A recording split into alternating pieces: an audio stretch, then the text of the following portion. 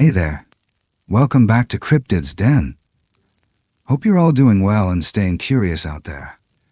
Thanks for spending a bit of your day with us. We've got a hauntingly beautiful tale lined up for you. One that speaks louder in silence than most stories ever could. It's the story of a mute father and the last child of the forest. Now, let's get into it. No one ever truly disappears in the forest. Some said Elias Moore died in the fire. Others whispered he went mad, became something else entirely, more shadow than man. But the truth is quieter, sadder, and somehow more human. After the blaze swallowed the western ridge of the Olympic forest, the woods fell silent. No bird song, no rustling leaves. Even the wind forgot how to breathe. Only Elias remained, mute from the smoke and alone. Well, except for Rufus, his old hound, who growled at shadows no one else could see. Then came the ash, falling again, as if the fire had never ended. And it tracks. Not quite human, not quite beast. That's when Elias found it, half buried beneath a fallen stone, trembling, eyes wide, a small figure. Firm-matted chest still smoldering. Not a child, not an animal, something in between. Alive.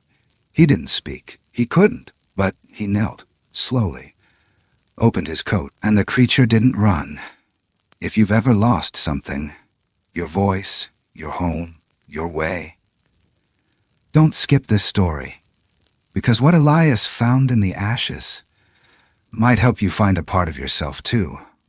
I hadn't heard the birds in days, not the pine warbler nesting above the woodshed, not the barred owl who usually hooted his grievances right before dawn. The forest had gone silent, but not the kind of silence you long for. Not peace. This was the kind that made your bones remember danger before your mind did. The first thing I noticed was the way the wind forgot its route. It used to race down the southern ridge every evening, shaking loose the scent of pine and wet earth, carrying with it a rhythm I could feel in my chest. Now it wandered, aimless, cold. Rufus felt it too. The old hound, blind in one eye and heavy in breath, had taken to growling at the dark beyond the cabin window. His hackles raised each time the shadows stretched too far from the tree line. At first I thought it was the usual, a deer, maybe a black bear nosing through fallen apples. But Rufus didn't growl like that for bears. One night he barked once, sharp, hoarse. And I opened the door to nothing but the outline of trees and a sliver of moonlight catching on frost. Still, I felt something out there, like a presence just beyond the reach of sound, a shape trying not to be seen. I left stones in patterns along the clearing, a habit from the old days. A way to measure time, to count days since anything felt normal. But they weren't where I left them. Some had been shifted, barely noticeable, but enough for someone like me to know. The next morning I found ash in the creek. Not the soft kind from my own hearth, but black and bitter, like what clings to trees after they scream. I followed it upstream, breath clouding before me. That's when I saw them, prints in the soft mud.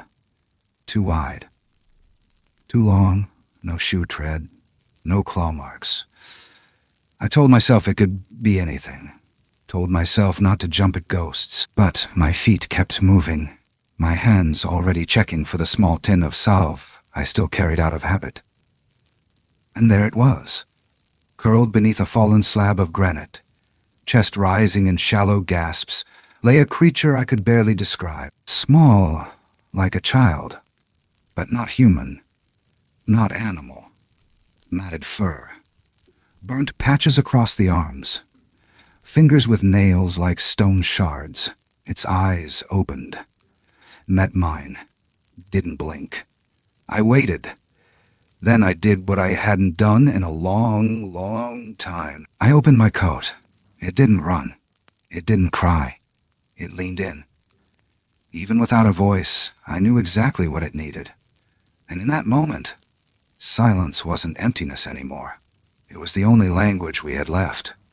Not the kind you speak, the kind you survive with. I didn't know it yet.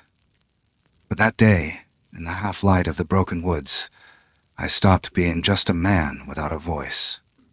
I became someone else. And so did the forest. That morning, the sky hung low, bruised and heavy like lungs after too much smoke. Rufus had been pacing since before dawn, his nails clicking on the wood floor like a slow metronome for something neither of us could name. But the wind did. It carried the scent before the mind could place it. Fire. Not the fire from a hearth, not a neighbor's woodpile gone dry. This was wild, unsettled, ancient in its violence. I knew that smell. It was ash clinging to memories I'd long sealed inside my chest. I didn't need a siren to know something was burning on the southwestern ridge. I had spent too many years racing through flame with nothing but water and will. But this wasn't my job anymore. I was just a silent man in an old cabin, watching the sky go gray. I moved out past the porch, down the slope where the creek narrowed and the ground turned soft with decay. Rufus followed but kept his distance, head low, ears pinned. The forest around us felt wrong, as if it were listening too closely. That was when I saw the ash. Not much, just a thin layer dusting the dry stones of the creek bed like powder sifted from a broken dream. But it wasn't the ash that stopped me. It was the prints. Bare. Huge. 5 toes like a man, but too wide, too long. The heels sank deep, too heavy to be a wanderer, too precise to be a bear. I crouched low, tracing one with my fingertips. The mud still soft, and just beyond it, another print, smaller, lighter. That's when my breath caught. It wasn't alone. I followed, step by slow step, my boots finding the margins of the trail like I was walking through memory. The forest changed around me, denser. The air thickened. Trees leaned in. It took minutes or hours, I couldn't say. But I remember the stillness breaking, a low moan, wet and weak. Not animal, but not quite human either. I turned the bend and saw the rock, split clean through, as if the weight of 100 winters had finally broken its back. Beneath it, nestled into earth charred black from old burns, was a form half hidden by shadow and matted fur. Small, shaking. Smoke still clung to the creature's tangled hair, its chest rising in fragile rhythm. The fur was scorched in places, blistered skin showing raw and pink beneath. I didn't move at first, didn't breathe. Its eyes found mine, gold-flecked, wide, more ancient than any fire I'd ever known. Not afraid, not aggressive, just watching, the same way I watched the flames back then, when I stood on the edge of burning trees and tried to read their intentions. I stepped forward and dropped to my knees. Slowly, deliberately, I opened my coat. It didn't flinch, it just kept looking. Then it did something I'll never forget. It reached out, not all the way, just enough to close the space between us with trembling fingers, blackened at the tips. I didn't need words. I didn't have them anyway. I only had the shape of comfort, so I leaned in, wrapping the coat around it. It let me. No growl, no panic, just the sound of breath against my chest. Later, as I carried it back through the trees, its weight pressed against my ribs like a heartbeat I thought I'd forgotten. I don't know how long I walked. Rufus led the way. When we got home, I made a bed by the fire and cleaned the burns with what little I had left from the emergency kit I'd sworn I'd never need again. Every touch was slow. Every breath measured. It didn't cry. I don't think it knew how.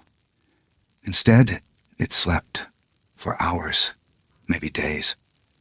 And in that time, the silence of the forest deepened. No crows, no breeze. Even the squirrels had vanished. It was as if the trees themselves were holding their breath. But I could feel something shifting. Something old, pulled from the smoke of another time. Then came the sound, not from the woods, not from me, but from the creature. Small and sure. A tap. 3 short, 2 long. On the wood floor beside the bed, a rhythm. I tapped back. 3 short, 2 long, a language of stone and silence. And it smiled. Barely, but enough to make my chest ache. Everything I had believed, everything I had buried under years of ash and regret, shifted. Because in that moment, I understood. I hadn't just found something lost. I had been found, but I didn't know what it meant yet. That came later, when the mother came looking. I kept the fire low and steady that first night, not wanting to startle it with sparks or sudden movement. It didn't speak, not in any way I was used to. It only breathed, shallow and fast, like its lungs didn't trust the air yet. I wrapped it in a blanket I used to keep for winter hikes. Threadbare now, but warm enough to keep a living thing from freezing to death. Rufus circled twice before settling by the edge of the hearth. He didn't growl this time, just watched with one eye half shut, ears twitching every time the little one stirred. It slept like something still ready to run. Every shift was cautious, every dream tense. At dawn, I boiled water and crushed willow bark with the flat of my knife, mixing it into a weak tea. Painkiller. Old trick I'd used on my own burns years ago. I dipped a cloth and pressed it gently against the worst patches. Scalds along the arm. A blister split near the rib. Its skin was tougher than it looked. Calloused in strange places. It flinched, but didn't pull away. By afternoon, it was sitting up. That's when it started tapping. At first, I thought it was a tremor, some nervous tick.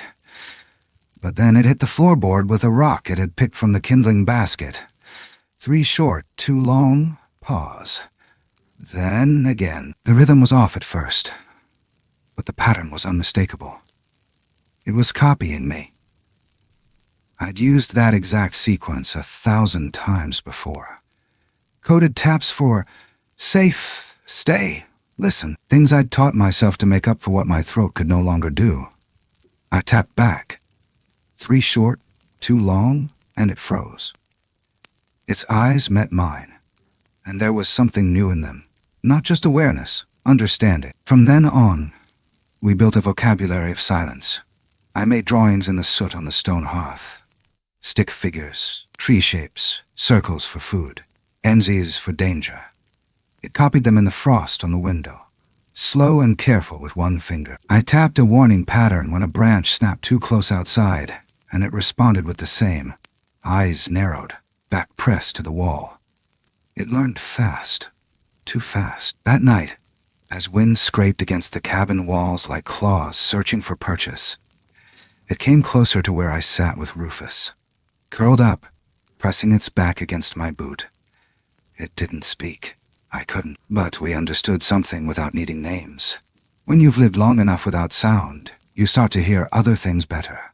The twitch of breath in the dark, the shift of weight on wood, even the way grief hangs between 2 living beings, heavy, unspoken. For the first time in years, I didn't feel alone. Then, sometime past midnight, something knocked. Not at the door, not on the wall. From the trees, 3 knocks. Deep, measured. Not wood on wood, but stone on stone, amplified by distance and the cold air. I froze. So did Rufus. The little one raised its head, ears sharp, body suddenly alert. Another knock, slower this time. It wasn't a threat. It was familiar. Calling. I stepped to the porch, careful not to creak the loose board. The moon had crested past the tallest firs, casting pale light like a veil across the clearing. And there, just at the edge of the tree line, I saw it, taller than any man. Shoulders like carved cedar. Hair hanging in thick ropes, backlit by silver. It didn't move, didn't approach, just stood watching, waiting. The air buzzed with a pressure I could feel in my teeth, the weight of recognition. The little one stepped beside me, clutching the doorframe, and then tap, tap, pop, pause, tap, pop. Tap, pause, tap, tap. The same signal from the creature. And then from behind me, the same rhythm answered. It wasn't mimicking anymore. It was responding. I turned slowly to the child beside me. Its hand still held the edge of the doorframe, but its knuckles were white, chest rising fast again. Not fear, something deeper, something older. It was Mother, but it didn't run to her. It stepped back, closer to me. And that was the moment something broke loose in my chest, because I understood. I wasn't just helping something recover. I had become the reason it stayed. I looked out toward the figure again, and though I couldn't see her eyes, I felt them. Felt the way she looked at the child, then at me. No growl, no movement forward. Just stillness, and something else in the air. Grief, not sorrow, not rage. Not sorrow, not rage. Just the raw ache of watching your child choose something other than home. Then, as quietly as she came, she stepped backward into the trees and disappeared. The silence that followed wasn't heavy. It was deliberate. That night, the taps stopped. No knocks from the woods. No messages on the floor. Just the fire, and breath, and the sound of Rufus shifting in his sleep. But I didn't sleep, because I knew that something ancient had just reached out across the dark and left its child in my care. I thought the silence had found a rhythm again, a kind of uneasy peace that the forest and I agreed not to disturb. Days passed like slow breath, quiet, deliberate. The child, because that's what I'd started calling it in my head, though I knew it was so much more, began to move with more confidence. It no longer flinched at my touch. It slept deeper, sometimes curling beneath the window where moonlight pooled like water. Its wounds were healing. It could even smile now, faint and crooked, but real. But the air hadn't changed back. The birds still hadn't returned, and the wind still wandered like it had lost its purpose. That night the moon was full and pale, shining down with the kind of clarity that makes shadows feel like decisions rather than accidents. Rufus was restless again, padding from door to door, growling low but not quite afraid. I just stoked the fire when I heard it, soft at first. A tap, then another, then 3 in quick succession. But not from inside, not from the child, from the trees. I froze. The child did not. It stood, slowly, as if pulled by a thread I couldn't see, and walked toward the door. Not in fear, in recognition. I followed, 1 step behind. When we reached the porch, the child tapped once on the wood railing. 3 short, 2 long. The call I'd taught it. My throat tightened without sound. Across the clearing, framed by the trees and wrapped in shadow, something enormous stood still. Shoulders wider than a man's reach, legs like ancient trunks, hair braided by the forest itself. Her eyes caught the light. They went wild. They weren't angry. They were pleading. And something else, watching her child like it had come to the edge of the world to find what had been taken from it. The child stepped forward. I reached out instinctively, but it stopped itself, not from fear, from conflict. It looked back at me, eyes wide and torn. Then it did something I hadn't expected. It reached for my hand, and I froze, because in that grasp I understood that I wasn't holding a creature.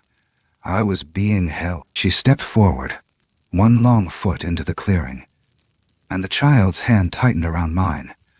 I could feel the tension stringing between us all, like the moment before a storm touches down. The mother stopped 10 paces away. Her chest rose and fell, not from exhaustion, but from restraint. The child let go of me, took a step toward her, then stopped again. That hesitation, more than anything, broke something in the stillness, because then I saw it. The way her fingers curled at her sides, aching to reach. The way her mouth opened, not to speak, but to ache. And the way she didn't come closer. She just watched, held back by something older than instinct. Maybe she had rule. Maybe they had boundaries. Or maybe she was waiting for the child to choose. But it didn't. It stepped back. And this time, it pressed itself to my leg, trembling. Not from cold, from the unbearable weight of 2 worlds pulling at its spine. She understood. She didn't snarl. She didn't rush. She didn't beg. She bowed her head, just lightly, and slowly backed into the dark, fading into the black like smoke curling into the trees. I stayed frozen until the air stopped humming. Only then did I notice my hands were shaking. I looked down. The child was still pressed to me. I knelt, brushed its hair back. It wouldn't meet my eyes. Its breath hitched, chest tight with something it didn't have a name for. Maybe grief. Maybe shame. Maybe both. I carried it back inside, my arms burning with the weight of something far heavier than a child. That night, the tapping didn't return, and I couldn't sleep, not even with Rufus curled against the door like a living barricade. I kept seeing those eyes, not the child's, hers, not wild, not monstrous, just a mother. And for the first time, since the fire that stole my voice, I wished I had words, not to defend, not to explain, but simply to say, I understand. But I didn't. All I had were silent walls, a wounded child who didn't yet know which world it belonged to, and the haunting certainty that the forest had made a decision, and it was watching how I would answer. The mornings after she appeared felt different. Not louder, just heavier. As if every tree around the cabin had seen something sacred and was now bending under the weight of keeping its secret. The child had stopped tapping. It moved more slowly, not because of pain, but something deeper. Like its bones were remembering two directions at once. I made breakfast like I always did. Soft eggs, boiled root mash, sliced apples. It didn't touch the food, just stared at the door. I didn't know if I was meant to keep it or send it back. That afternoon, I gathered what I had: dried berries, the last of the pine sap balm, pieces of smoked meat wrapped in an old flannel scrap. I added a smooth stone from the hearth, the one we used to signal safe, back and forth. I packed it all into a leather pouch I hadn't used since Rufus was young enough to hunt. I didn't need to explain what I was doing. The child watched me, still and silent, like it had been waiting for this moment all along. When I placed the pouch by the door, it didn't move. Just turned to look out the window, where the trees leaned like witnesses. Rufus was already standing, head low, ears twitching at the tension that hadn't broken since that night. At dusk, I led them to the clearing, the same one where the mother had appeared. The cold bit deep this time, but the sky stayed clear, silver and bleeding with the last breath of light. I laid the pouch near the large stone, the one she'd stood beside. Then I stepped back, far enough to let the space belong to them. But then the child didn't move. It stood still for a long time, staring at the bundle like it didn't know what it meant anymore. Finally, with slow, deliberate steps, it walked forward. I watched its small hands brush the fabric, feel the edge of the stone. And then, without looking back, it dropped to its knees and began to shake. It wasn't crying. It had never made those sounds, but its shoulders trembled like something was trying to claw its way out from under the skin. I took a step forward, not to stop it, but to be there. And then it turned and ran, not toward the woods, its face buried against my stomach. I stood frozen, not because I didn't understand, but because I understood too well. I had seen men in fire do the same thing, cling to each other, to ash, to anything that made the burning make sense. And suddenly I wasn't the one deciding. The child had chosen, and the forest was listening. Minutes passed, maybe more. Then I heard it. Steps in the leaves, slow, careful. Not the kind of approach that wanted to reclaim, the kind that needed to understand. I turned my head. She was there. Not where I expected, closer, barely 20 feet away. No longer hidden in the trees. Standing in the open, tall and silent, her hands at her sides, her breath visible in the cold, rising like mist from the underworld. Our eyes met, not a stare, a recognition. The child still clung to me, tighter now. My arms moved without thought, one hand on its back, the other between its shoulders, pressing in, grounding. I wasn't a guardian. I wasn't even a father. I was just the shape it had found when the forest burned. I wanted to give her something, acknowledgement, apology. I didn't know. But she gave me something instead. She raised one hand, open palm.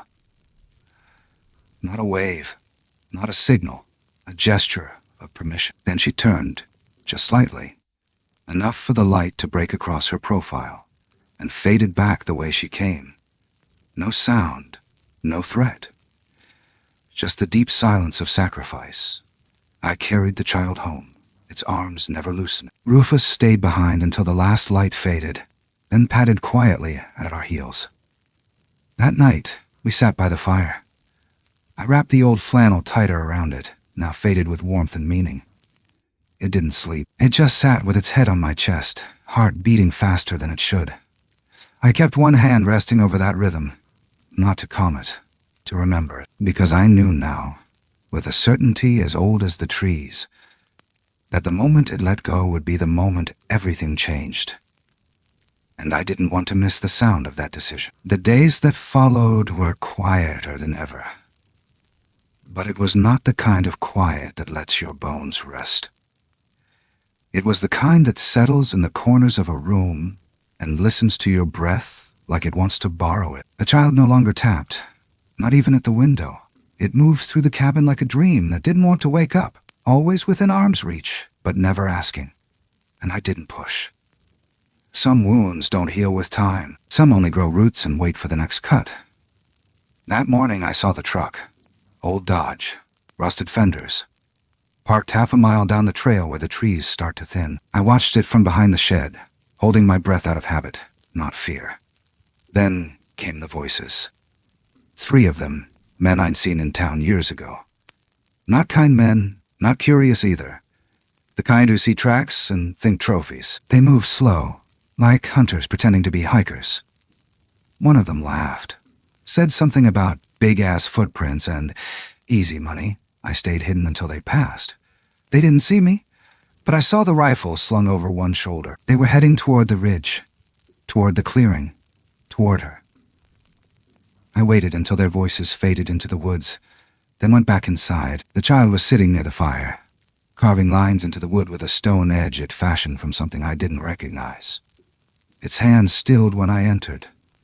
It looked at me, eyes wide, already knowing. I knelt, grabbed the old rucksack, and packed only what I could carry fast. Bandages, jerky, a flare. The last of the rainwater. I pointed to the door. It didn't hesitate. Rufus was already there. Tail low, eyes fixed on something I couldn't see. We moved fast. No trail, just instinct. The forest pulsed around us, holding its breath again. Branches cracked in the distance. The wind stank of human scent.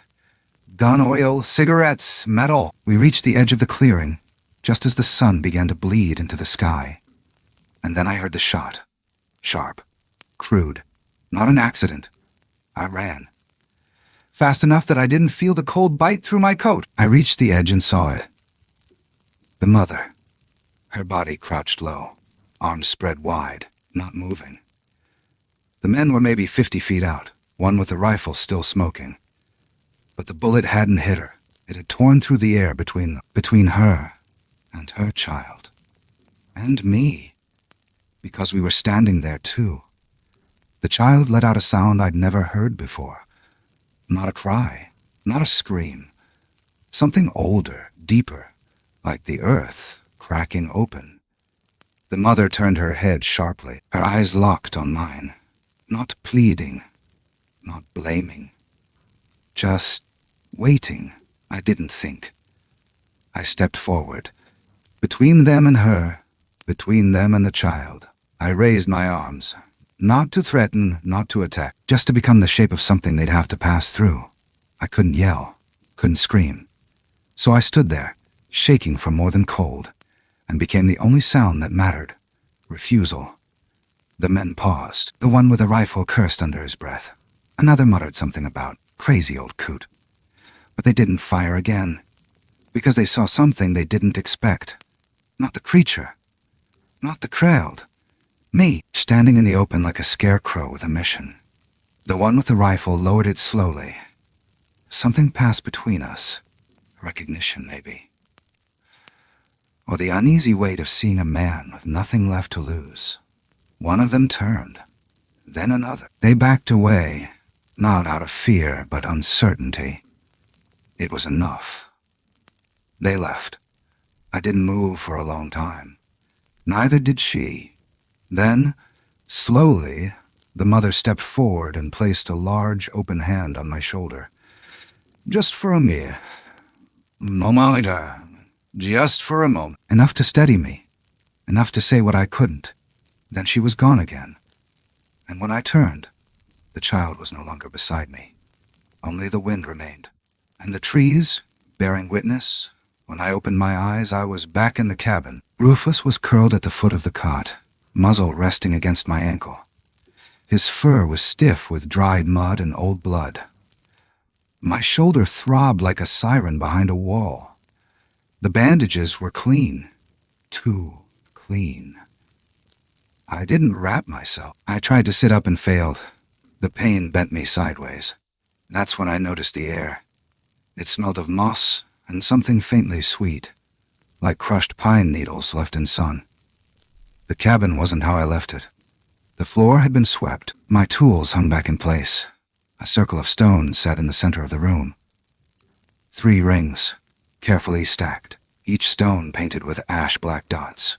Not random. A pattern. One we had used before. A message, not just of memory, but of parting. On the table was the wooden flute I had lost at the stream months ago. Carved by hand, smoothed by time, mouthpiece cleaned and set on folded cloth. I hadn't seen it since the day I had stopped playing, back when I still believed music was for people who expected to be heard. Now it waited. I stood slowly, my limbs screaming with the echo of what I had done, of where I had stood. The fireplace was still warm. Someone had kept it burning, but the child was gone. There was no blood, no footprints, no door left open. Just absence and silence. Not the empty kind, the sacred kind. I stepped out onto the porch, thus gray with the last breath of a storm. Wind pressed softly through the trees like a long exhale. And somewhere, deep in the line between trees and fog, there was movement. Not footsteps, not voices, just the sense of being watched in a way that didn't demand anything, like the forest itself was nodding. I didn't call out.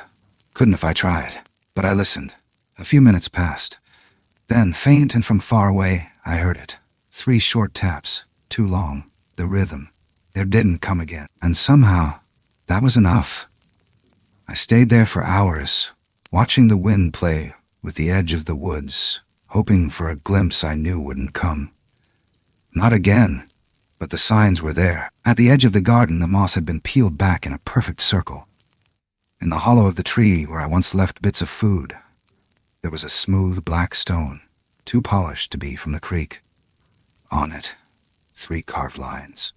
1 curve. I took it inside, set it next to the flute. That night, I didn't light the fire. I didn't need to.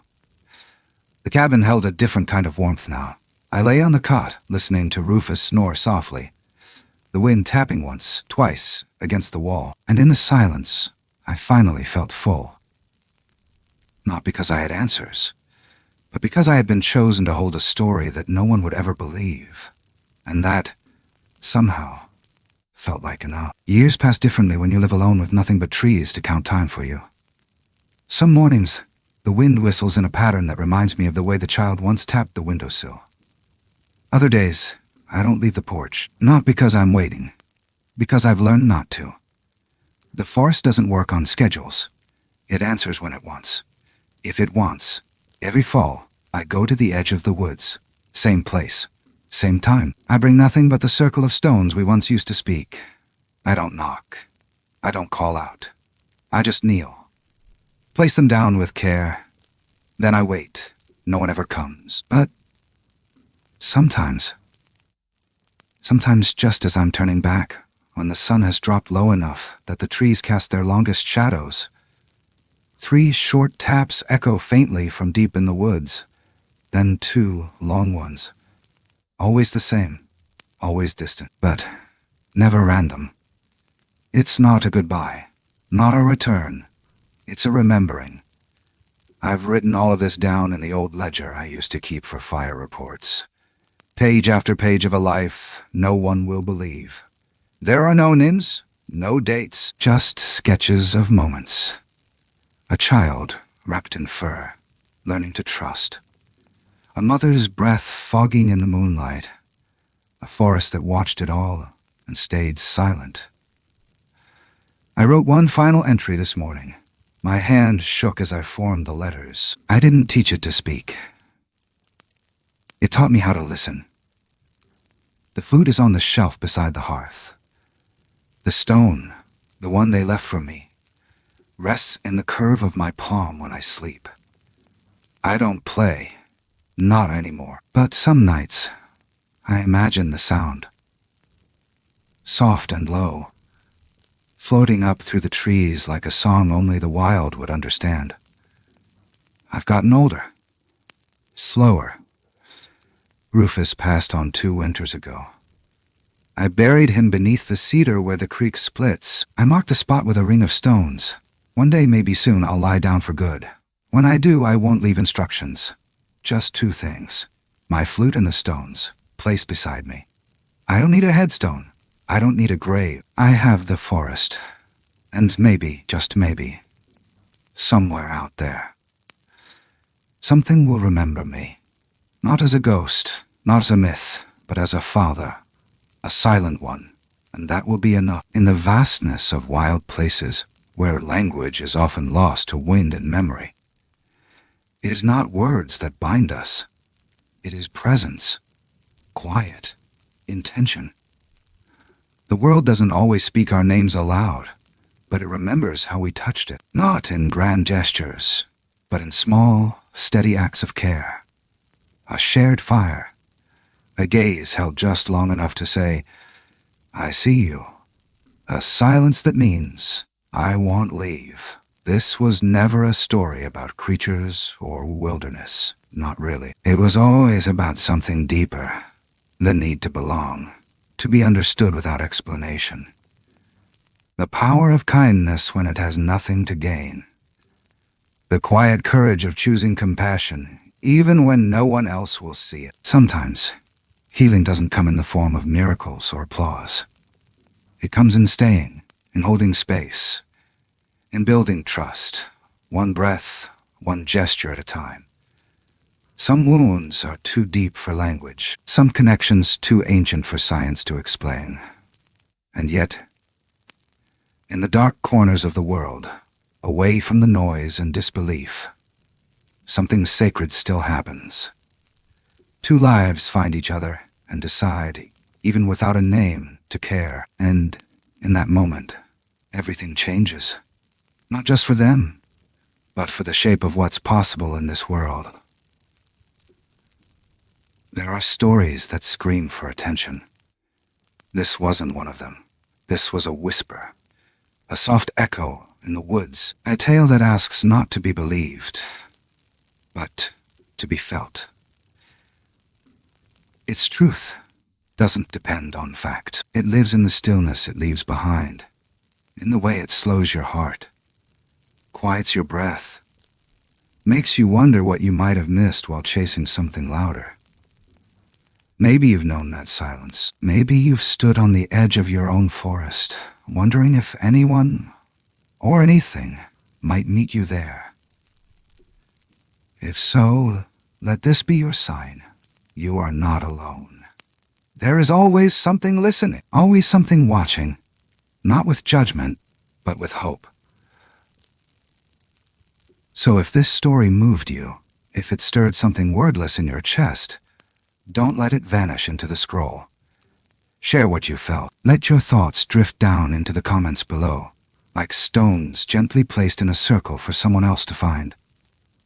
Follow along for more journeys like this. Stories not just to entertain, but to remind us of what still matters. And if you haven't yet, consider subscribing to this channel. It helps more than you know. Because sometimes, even in a world so loud, the quietest stories are the ones that stay. And sometimes, the most powerful thing you can say is nothing at all.